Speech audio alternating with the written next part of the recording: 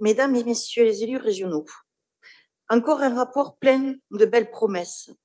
Occitanie résiliente, industrie d'avenir, emploi vert, souveraineté économique, quelle douce berceuse. On finirait par croire que tout va bien. Mais dans le Tarn que je représente, la réalité est tout autre. Les usines ferment, les emplois disparaissent et les territoires s'appauvrissent comme dans tant d'autres départements de notre région. Ce rapport prétend bâtir l'avenir industriel de l'Occitanie, mais il oublie complètement de regarder le passé récent.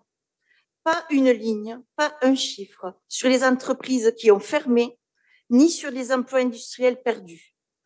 Comment parler de résilience sans même dresser le constat des dégâts? Cela ne doit pas vous intéresser. Que pourriez-vous en dire par ailleurs? Ce n'est pas votre faute, c'est la faute de l'État, pas de dotation. Mais pas vous, surtout pas vous.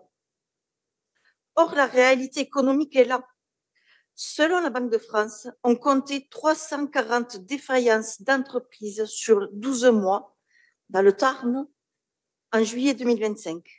Un niveau élevé qui rejoint la tendance régionale, plus 10,3% sur un an.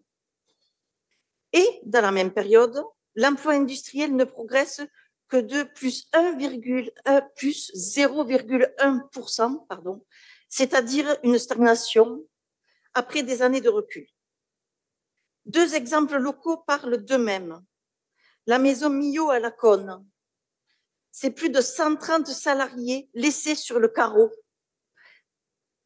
Une institution importante dans ce bassin géographique déjà très, très pauvre, très, très dégradé et très rural. Le deuxième exemple va vous parler bien plus. Il s'agit de la Safra à Albi, vitrine de l'hydrogène vert, passée sous pavillon étranger et dont la production risque fort d'être délocalisée, nous le savons tous.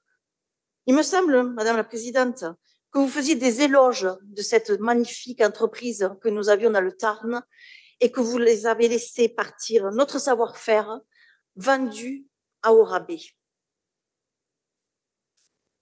Et combien d'autres structures, PME, sous-traitants, artisans, étouffent dans le silence général. Pendant ce temps, le taux de chômage augmente dans le Tarn, atteignant près de 9%, contre 7,2% au niveau national.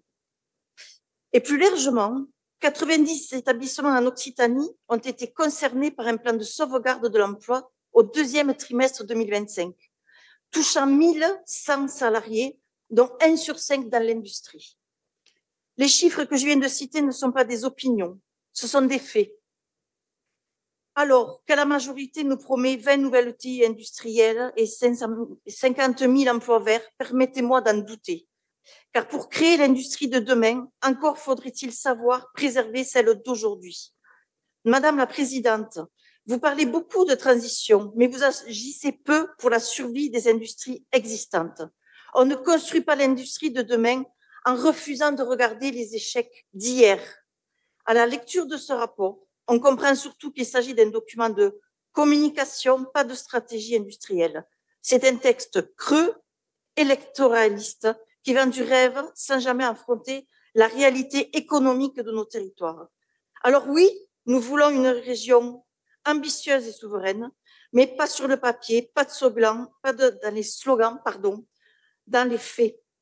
Nous demandons un rapport complet et transparent qui intègre enfin le bilan des fermetures, des défaillances industrielles et l'évaluation des aides publiques versées à perte. En l'état, ce document n'est ni crédible ni honnête. C'est pourquoi, Madame la Présidente, par responsabilité et par cohérence, nous nous abstiendrons sur ce rapport. Merci.